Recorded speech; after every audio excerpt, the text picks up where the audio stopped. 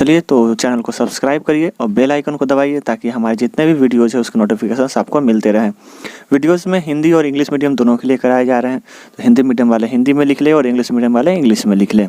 इसमें बहुत अच्छे तरीके से समझाया जा रहा है, इसलिए कुछ कुछ वीडियोज़ जो है लंबे हो जा रहे हैं। तो वीडियोज़ को पूरा देखिए, ध्यान से देखिए, सारे वीडियोज़ आपको अच्छे से समझ में आएंगे। चलिए तो आज के इस सेशन में हम लोग क्वेश्चन नंबर 12, 13 पे बात करेंगे। अच्छा, क्वेश्चन नंबर 11 की बात अगर करते हैं तो क्वेश्चन नंबर 11 जो है यहाँ पे देखिए।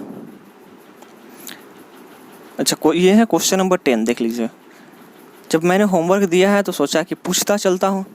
तो क्वेश्चन नंबर 10 किन्होंने बनाया है? अगर उन्होंने अभी तक कमेंट नहीं किया है तो हमारे कमेंट बॉक्स में जाकर कमेंट करें कि हाँ सर ये कंप्लीट हो गया है, ठीक है, ताकि हमें लगे कि हाँ बच्चे होमवर्क कर रहे हैं। तो क्वेश्चन नंबर 10 के बारे में ज़रूर अपना राय दें और बताएं कि हाँ कंप्लीट हो गया है। तो चलिए क्वेश्चन नंबर 11 की तरफ बात कर लेते हैं, ठीक है।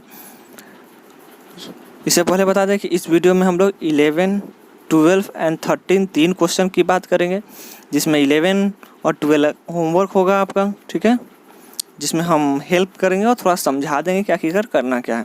बाकी आपका सारा किया हुआ है, कुछ नहीं है, जो पहले हम लोग कर चुके हैं सेम उसी आधार पे बनाया गया है, तो आपको खुद करना है। और 13 थोड़ा सा डिफरेंट हमें लगा तो इसको हम बताएंगे, ठीक है। चलिए तो देख लेते हैं क्वेश्चन नंबर 11 क्या बोलता है, फिर इसके बारे में हम आपको समझा देते हैं ताकि आप इसे खुद से कर सकें, ठीक है ना। तो क्वेश्चन नंबर 11 में बोला है कि a car has to wide. अच्छा, कार वाइड क्या है? वाइपर जिसको बोलते। तो कोई भी गाड़ी होता है उसके आगे में ना एक लगा होता है ब्लैक कलर का, जो शीशा को साफ करता है, ठीक है। इस तरीके का रहता है वो, लंबा सा, उस पर जब वो घूमता है तो इस तरीके से सर्कुलर पाथ में घूमता है वो, इस तरीके से, ठीक है। ये सर्कुलर पाथ बनाता है, गोल सर्कल बनाता है, कभी भी देखिएगा, अगर नहीं देखे हैं ध्यान दिए हैं तो, ठीक है। परस्पर कभी आच्छादित नहीं होते, जो कि एक दूसरे से मिलते नहीं है, वो सटते भी नहीं। अगर दो उसमें है, दो तो होता ही है नॉर्मली, तो आपस में कभी सटेगा नहीं एक दूसरे में, ये ध्यान रहना चाहिए। ये सब आप ध्यान दे सकते हैं, गाड़ी में आते जाते ये सब कोई ध्यान नहीं देता, मगर दे सकते हैं। चलिए, वह दो वाइपर्स है जिसका लेंथ 25 सेंटीमीटर। वाइपर है, ये लेंथ दिया हुआ, तो ये हमारा रेडियस मान लेंगे 25। देख लीजिए, वाइपर का 25 है। एंगल बनाता है वो, ये एंगल कितना बनाया है? 115, यानी हमें थीटा दे दिया है क्वेश्चन में 115। Find the total area at each of the swipe of the blade. दोनों का हमें एरिया फाइंड करना है कि वो कितना दूर तक साफ करेगा, ठीक है। कार में जो वाइपर लगा हुआ है वो एक दूसरे को परस्पर सटता नहीं है, उसका लंबाई दिया हुआ 25 सेंटीमीटर और 115 एंगल दिया हुआ है, वो घूमकर सफाई करता है। तो पट्टी में प्रत्येक बुहान के साथ क्षेत्रफल साफ जो करता है उसका निकालना है क्षेत्रफल, ठीक है। चलिए इसको एक बार फिगर से समझ लेते हैं ताकि आप इसे खुद से कर सकें। तो इसको जूम आउट एंड साइड, अगर ज़रूरत पड़ा तो इसे हम लोग पढ़ सकते हैं। देखिए, वाइपर जो होता है ये इस तरीके से लगा रहेगा आपका, देखिएगा, और जब एरिया कवर करेगा तो इस तरीके से वो कवर करता है। 2 है तो 2 है। तो अब देखिए, तो ये आपको क्या दिख रहा है? एक वृत्त का यानी सर्कल का पार्ट नहीं दिख रहा, ये सर्कल का पार्ट नहीं दिख रहा। अगर सर्कल ऐसा हो, इसे ऐसे अगर मिला दिया जाए और बाकी पार्ट्स को अगर हम हटा देते हैं, देखिए तो कैसा दिख रहा? इसी के जैसा ना दिख रहा? ये देखिए, तो इसी के जैसा नहीं दिख रहा? तो ये सर्कल का ही 1/4 पार्ट है, ठीक है। 1/4 पार्ट बोलिए, जो बोलिए कितना एंगल है वो तो क्वेश्चन में बता ही दिया। तो ये हमारा थीटा दिया है 115 डिग्री, ठीक है। दोनों में सेम है क्योंकि अलग अलग एंगल पर रहता है तो फिर टच होने का डर होगा। और इसका लंबाई हमें दे दिया है 25, लंबाई दे दिया है 25, यानी हमें आर दे दिया है और थीटा दे दिया है। तो अब इसका एरिया आप निकाल सकते हैं ना, theta by 360 pi r square, उस पर सॉल्व करिएगा, ठीक है। तो ये वैल्यूज़ आपको मिल जाएंगे, इस पर सॉल्व करना है, आ जाएगा। लैंग्वेज आप खुद से लिखिए ताकि एग्ज़ाम का तैयारी भी साथ साथ होता रहे। चलिए तो आते हैं क्वेश्चन नंबर 12 की तरफ, इस पर भी बात कर लेते हैं। जहाज को समुद्र में जलाशय के नीचे स्थित चट्टानों की चेतावनी देने के लिए एक लाइट हाउस 80 डिग्री कोण वाले एक त्रिज्यखंड में 6.5 किलोमीटर की दूरी तक लाल रंग का प्रकाश फैलाते हैं। समुद्र के इस भाग का क्षेत्रफल ज्ञात कीजिए जिसमें जहाज की चेतावनी दी जा सकती है। यहाँ पे ध्यान रहे पाई का वैल्यू हमको 3.14 लेना है। A warm ship of the under water rocks, a light spread a red light color over a sector of angle 80 degree to a distance of 16.5. Find the area of sea over which ship warning कर सकता है, warned, ठीक है। Radius पाई का value दिया हुआ 3.14, इसको हमें यूज़ करना है। देखिए क्या करना चाहता है क्वेश्चन को, ये भी सेम ही क्वेश्चन है जो पहले वाले किए हैं और जो इससे पहले भी कर चुके हैं, ठीक है। तो वैसा ही क्वेश्चन है, बोलता है एक पानी का जहाज़ है जहाँ पर एक कोई लाइट लगा हुआ है, ये लाइट है मान लिया, ठीक है। इससे लाइटिंग निकल रहा है इस तरीके से, ठीक है ना, इस तरह से लाइटिंग निकल रहा है। तो अब ये लाइटिंग तो कोई भी टॉर्च जलाई है कुछ भी तो सीधा थोड़ी निकलता है, उसमें फैलाव भी तो होता है इस तरीके से ना। तो वही हम फैलाव को दिखा रहे हैं कि इस तरीके से फैलाव हो रहा है इसमें, ठीक है। इस तरीके से वो फैला हुआ है। देखिए मान लीजिए ये लाइट है तो इस तरीके से फैलेगा, उसका लाइट फैलेगा ना।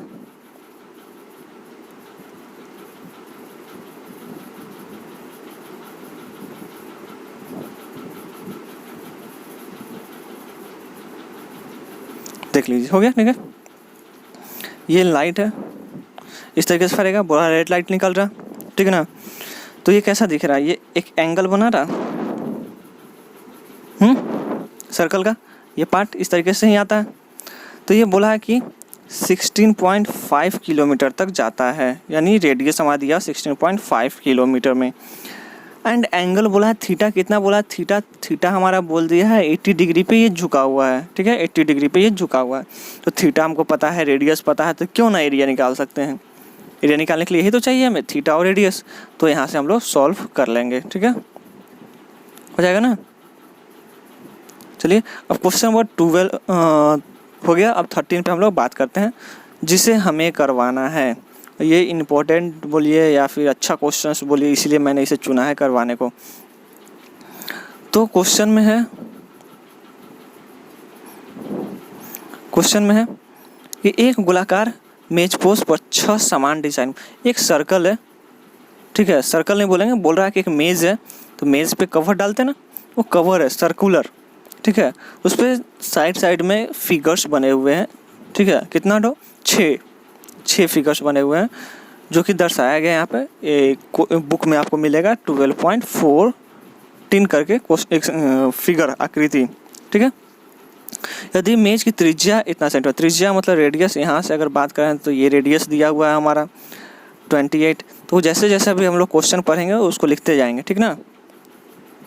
तो चलिए इस क्वेश्चन को थोड़ा सा साइड करते हैं और लिखते चलते हैं ताकि हमें आसानी हो। तो रेडियस दिया हुआ है हमारा,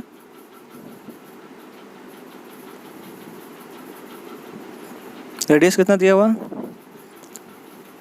28 सेंटीमीटर, ठीक है। प्रति वर्ग सेंटीमीटर की दर से इन डिज़ाइनों को बनाने की लागत ज्ञात करिए। तो ये जो डिज़ाइन बनाया गया इसका लागत, ये डिज़ाइन आपको क्या दिख रहा है, एक सर्कल को देखते हैं। चलिए फिगर को पहले साइड कर देते हैं, क्वेश्चन को साइड कर देते हैं। ये रहा, रेडियस को यहाँ पर लिख लेते हैं, रेडियस इक्वल टू 28, ठीक है। और इसको हटाते हैं और इसको भी। अब देखिए ये जो डिज़ाइन आपको दिख रहा है ये क्या है, ये यही तो है। मान लिया ये अगर है, ये पार्ट ही तो है ना। इसको 6 बराबर भागों में बांट दिया गया है। अगर 1 2 3 4 5 6, ये देखिए 6 बराबर भागों में बांट दिया गया, यही तो किया है और क्या, यानी 6 ठो त्रिज्यखंड बनाया गया, ठीक है। जब 6 पार्ट में बांटा गया तो 6 ठो निकलेगा इसका रेडियस, तो 6 फिगर्स बनेंगे, लेकिन 6 तो सेम होंगे ना, 6 सेम होंगे। तो रेडियस हमें दिया हुआ है और इसका वैल्यू निकालना है हमें, ठीक है।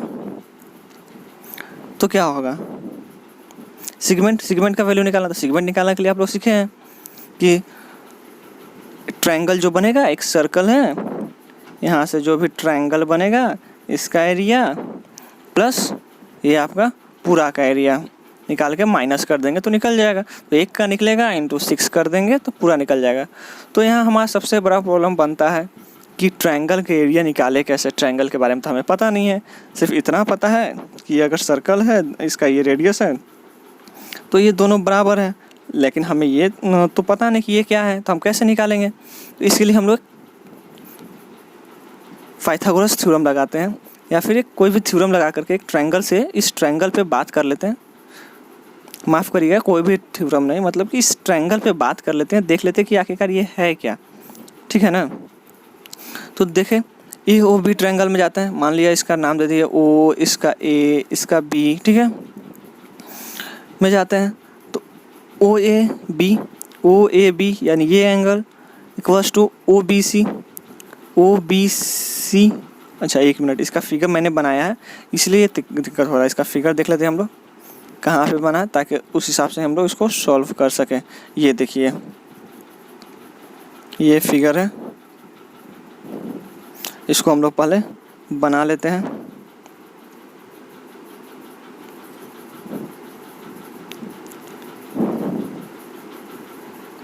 ठीक है ना, तो हम लोग पूरा नहीं बनाएंगे, इससे हटा देंगे और एक की ही बात करेंगे। देखते हैं,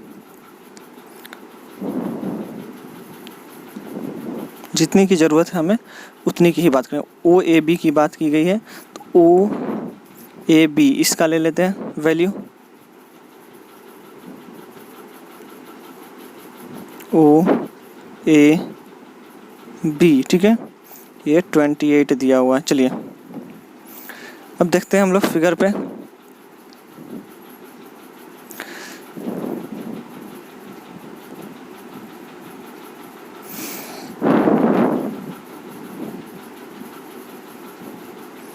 एक सर्कल दिया हुआ था, ये O है, ये A है एंड ये B था, ठीक है। इस पे बात की गई है O A B and O B A। अच्छा, इसको थोड़ा बढ़ा दें। देखिए अब दिख रहा है। एंड O B A यानी ये एंगल एंड ये एंगल इक्वल होगा, अगर यहाँ से ये लाइनिंग दिया हुआ है तो। देखिए, हमें समझाने के लिए बार बार इसे मिटाना पड़ रहा है, क्योंकि हम चाहते हैं कि आपको अच्छे से समझ में आए। अगर हम इधर उधर करके समझा देंगे तो फिर आपको दिक्कत होगा, ठीक है। ये O है, ये A था, ये B था, तो ये एंगल और ये एंगल बराबर होगा। क्यों होगा? क्योंकि ये साइड और ये साइड बराबर है, और बराबर भुजाओं के सम्मुख कोण जो होते हैं बराबर होते हैं, ठीक है। तो ये बराबर होगा क्योंकि ये दोनों साइड्स इक्वल दिए हुए हैं, तो ये इक्वल्स टू ये, ठीक है।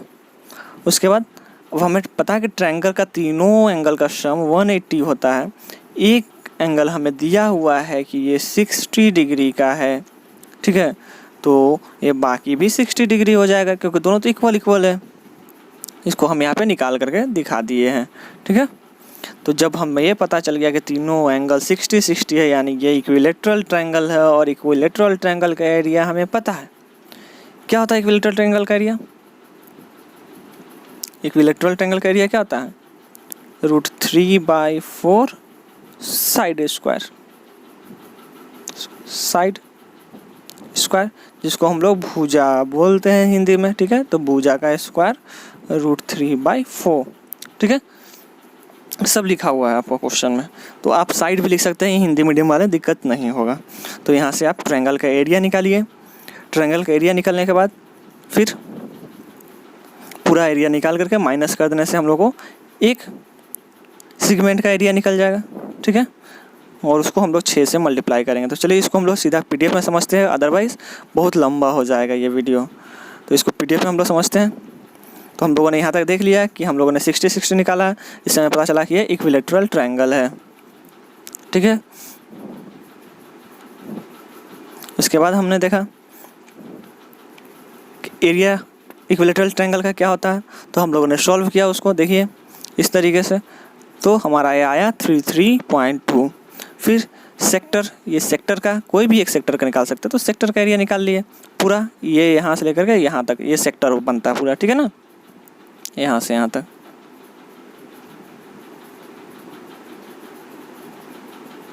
ये हमारा सेक्टर है जो लाल कलर से आपको सर्कल में दिख रहा है, वो सेक्टर है। तो उसका एरिया निकाल लेते हैं। सेक्टर का एरिया हमें पता है theta by 360 pi r square. थीटा हमको पता था 60 है, 60 बाई 360 पाई आर स्क्वायर।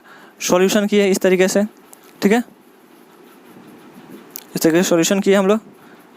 तो यहाँ से हमारा आया 11 इंटू 2 इंटू 28, ठीक है। फिर सॉल्व करने से इतना आया। इसको सॉल्व कैसे करेंगे? तो जब भी हम बोलते हैं कि 11 आपको दिखा तो खुश हो जाना है और 11 को 11 के अनुसार ही हमें मल्टीप्लाई करना है। चलिए तो इसको हम मल्टीप्लाई करके आपको दिखाते हैं कि कैसे इजी से मल्टीप्लाई कर सकते हैं इतने बड़े नंबर्स को भी। 22 इंटू 2 इंटू 28, यहाँ से हम लोग 11 अगर छोड़ दे तो क्या हो जाएगा? 11 इंटू 4 इंटू 28 नहीं होगा? यहाँ से 2, 11 इंटू 2 होता है ना, 11 इंटू 2 और ये 2, तो 2 2 जा 4 और ये 11 रह गया, ये 28। 28 को 4 से मल्टीप्लाई करना, तो आप इसको क्या करिएगा? 20 प्लस 8, ये सब माइंड में होना चाहिए, कॉपी पे नहीं। तो 24 जा 80 और 8 4 जा 32, यानी 112, ये हुआ 11, ठीक है।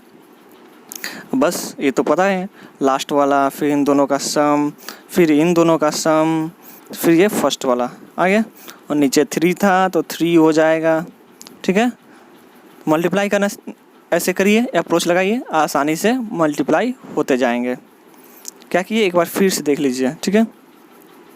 11 था, अच्छा 22 था ना, 22 था इंटू 2 था इंटू 28 था।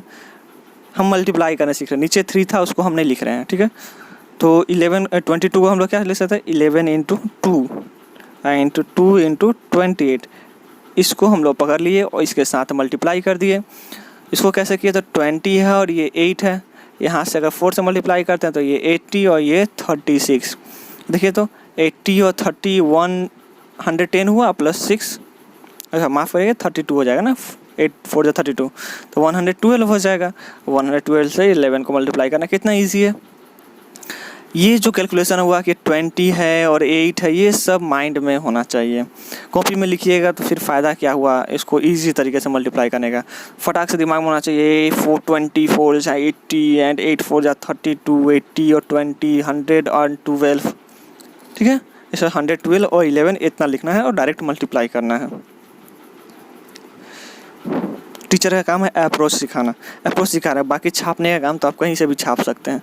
Therefore the area of design, तो इस डिज़ाइन का एरिया क्या होगा? ये 6 डिज़ाइन है, 1 2 3 4 5 एंड 6, 6 से इसको मल्टीप्लाई किए।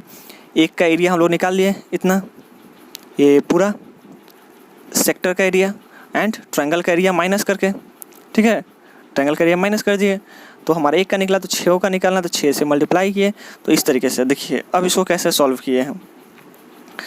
हर जगह अप्रोच लगाइए ताकि आपका समय बचे, समय बचेगा आप जल्दी कर पाइएगा, तो आपका मनोबल बढ़ेगा कि हाँ आप इसको और अच्छे से कर सकते हैं या इतना अच्छा कर सकते हैं, ठीक है ना। तो देखिए क्या किए, क्वेश्चन में दिया था 6 से मल्टीप्लाई करना है किसको? 1 2 3 2 बाई 3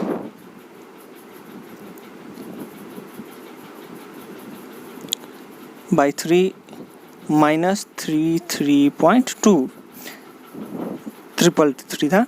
देखिए ये क्या लिख सकते हैं हम लोग? 6 इंटू 12 32 बाई 3 माइनस 6 इंटू 333.2, इसको तो नॉर्मल मल्टीप्लाई करना है तो आपका आ जाएगा 1999.2, ठीक है। देखिए इसको 3 2 जा, ठीक है, कट गया ना। अब इसको सिर्फ 2 से ही ना मल्टीप्लाई करना पड़ेगा, 2 से क्या मल्टीप्लाई करना है? डबल कर देना है, 12 का डबल 24, 32 का डबल 64, ये रहा। इन दोनों को माइनस कर दीजिए। क्या किए देखिए, बड़ी फास्ट में बोले क्योंकि फास्ट में ही इसको दिमाग में ही कैलकुलेट करना है तभी होगा। 6 इंटू 12 32 बाई 3, ठीक है ना। 3 2 जा 6, धीरे धीरे बोलते हैं उसी चीज़ को। अब दिख रहा 2 भाग में कितना? 1200 प्लस 32 दिख रहा है ना, ये अप्रोच लगाइए। अप्रोच मतलब क्या होता है, सोचने का तरीका बदलिए।